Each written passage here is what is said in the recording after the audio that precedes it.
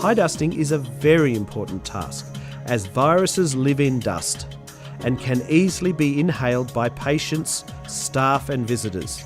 To dust your high surfaces, take a clean shaggy duster cover, place it over the frame and fasten the loop. Shaggy dusters can be used dry or damp. If you are required to damp dust, then wipe the shaggy side of your duster with a damp cloth and neutral detergent. Otherwise, use the duster dry and let the microfibers attract and hold the dust for you. For high dusting, you'll need to attach the shaggy duster to your extension handle. Extend the pole to the desired length and start by dusting the highest surfaces, usually TVs and curtain rails. The flexible frame can be bent to help get into hard-to-reach areas. When you have finished with your high area dusting, replace the pole with the handheld handle and continue dusting lower surfaces like walls and ledges.